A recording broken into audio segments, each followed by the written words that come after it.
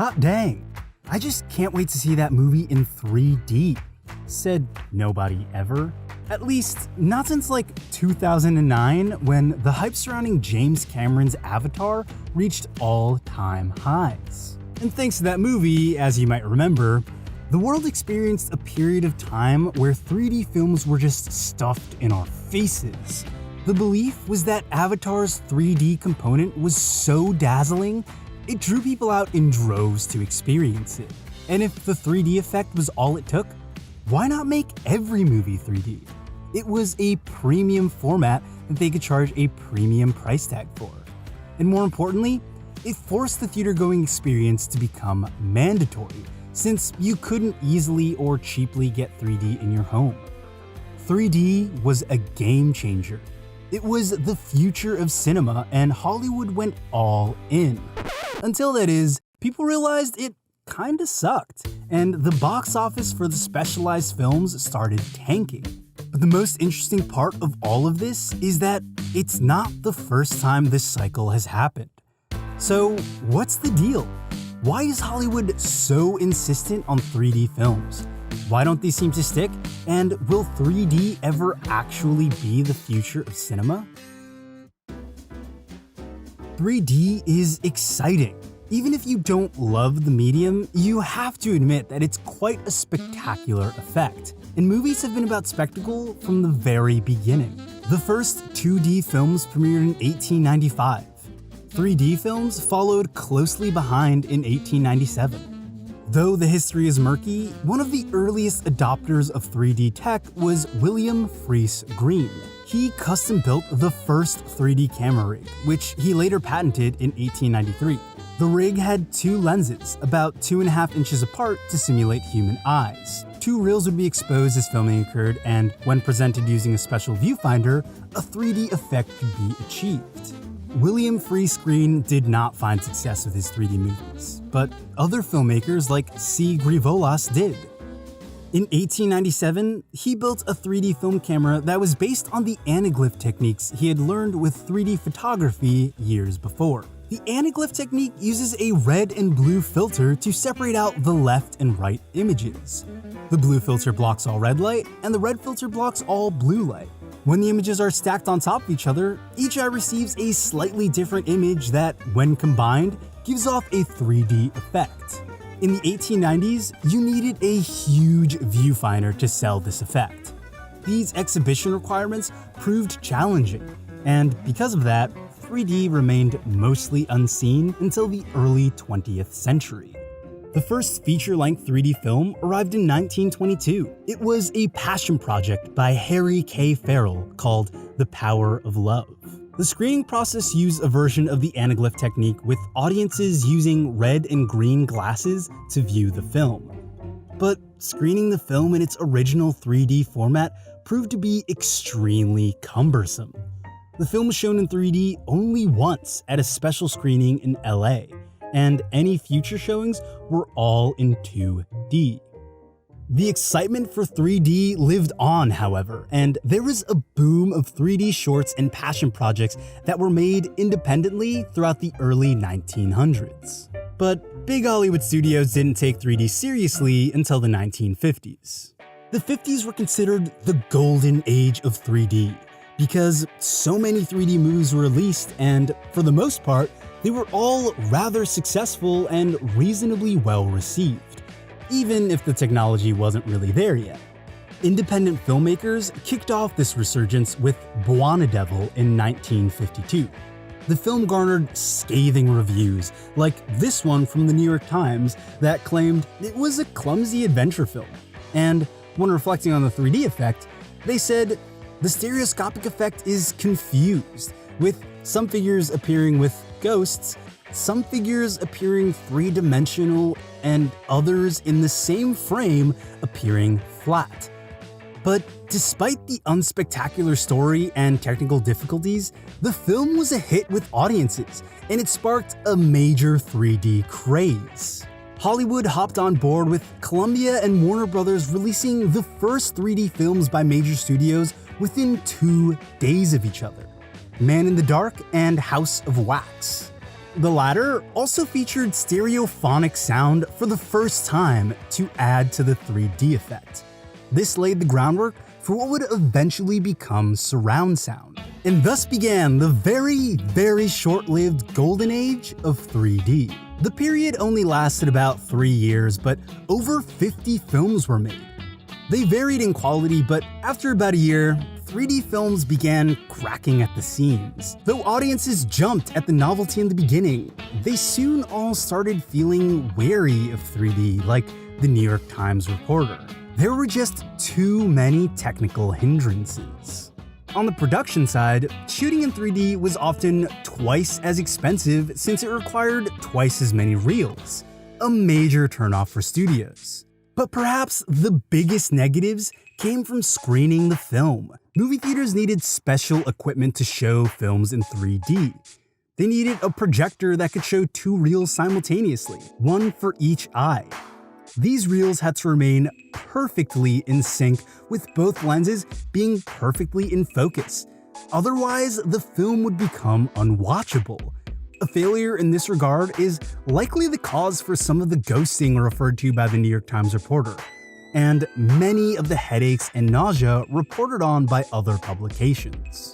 Projecting in 3D clearly requires a finer touch than screening a regular movie. But projectionists aren't always the most highly trained workers. Most of the time, they're teenagers who are just working a job and aren't too worried about being hyper-vigilant that every 3D experience is the most optimal it can be.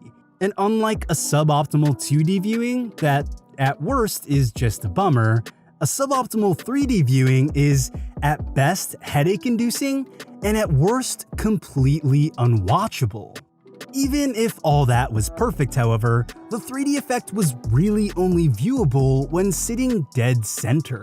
If you were too far to either side, not only would the effect be less noticeable, the screen would become significantly darker. So many things needed to go right for audiences to have an enjoyable 3D viewing experience.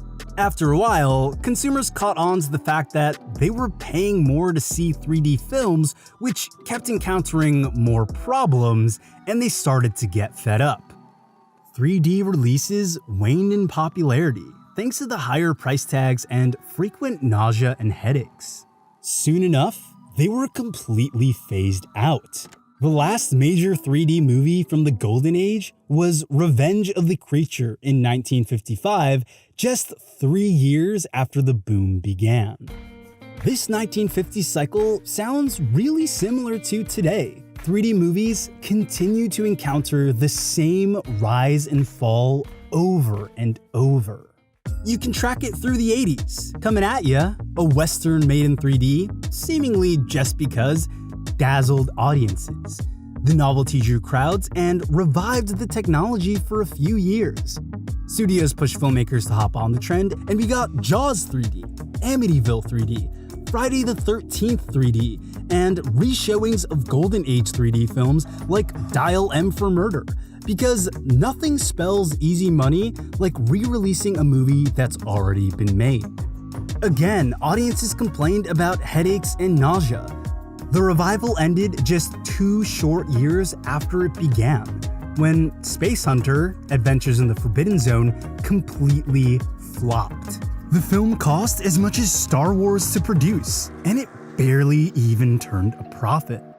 Still, studios and filmmakers alike understood the problems plaguing their 3D viewings, and believed they could find a better way to dazzle audiences. They just needed to be able to control the variables. So, 3D became a specialized activity reserved for theme parks and museums. Dedicated projectors and projection rooms with the biggest IMAX screens were able to deliver a more elite 3D experience without having to rely on untrained workers. These types of films used polarized 3D glasses. Unlike anaglyphs, polarized lenses are tinted yellow and brown. The images on screen are projected both vertically and horizontally, and each lens only accepts one oscillation of the light. There are other versions of polarized 3D technology, but the reason polarized lenses are used over anaglyphs is that they result in clearer 3D with better colors. These experiences ranged from shows like Jim Henson's Muppet Vision 3D at Disney World to rides that included 3D, like The Funtastic World of Hanna-Barbera, and even to documentaries shown at museums, like James Cameron's 3D Titanic documentary, Ghost of the Abyss. The one thing they all had in common is that they're all much shorter than the average movie. Muppet Vision clocks in at 15 minutes. The average theme park ride runs about 5 to 7 minutes. And documentaries at museums, while varying in length, aren't generally as long as a feature film. James Cameron's Ghost of the Abyss ran about 1 hour and 1 minute. The benefit of spending less time staring at a 3D screen meant you were less likely to feel eye strain or nausea, so these became the ideal 3D experiences. Over the years, 3D films have popped up here and there from filmmakers wanting to push the medium. Robert Rodriguez pushed this with his notable releases Spy Kids 3D, Game Over, and The Adventures of Shark Boy and Lava Girl. These were still using anaglyphs, however, and were shown on regular screens. But thanks to theme parks and documentaries, there was some hope from studios that 3D movies could still be a viable product if the technology was implemented properly. But they didn't commit to it right away. They tested the waters with certain movies, like Superman Returns, which had 3D sequences and required people to put on or take off their glasses at different times. Harry Potter and the Order of the Phoenix followed a similar test, but it only had a 20-minute 3D sequence at the climax of the film. It was also only shown in IMAX theaters with polarized glasses to make sure that it was as pristine a showing as possible. But the modern craze didn't really begin until Avatar came to screen. James Cameron, having learned many lessons on his 3D documentary, was ready to bring 3D back. Like the past cycles, the same problems persisted. Hollywood dove deep into 3D projection, this time with technology to force films shot in 2D to become 3D through editing tricks. Most audiences agreed it looked terrible. The high pricing and lack of consistency between screenings drove people away, and the format is widely considered dead for the time being. This is especially true when you consider that 3D TVs stopped being manufactured in 2016, with focuses shifting to 4K Ultra HD. But many studios and filmmakers still believe that 3D can be the future of cinema if it has the right implementation. Glasses-free 3D technology has been proven with devices like the Nintendo 3DS. With enough effort and money, theaters can be outfitted with similar glasses-free 3D. But seeing as even the 3DS gave people headaches and nausea, this may not be a perfect solution. 3D, the dazzling spectacle of the film world, may just be best suited for short experience-based activities like theme parks and museum exhibits. What do you think? Will 3D ever stick around? Sound off in the comments below. If you like this video, please give it a thumbs up, consider subscribing, and hit that notification bell so you'll always be alerted for any of our future videos.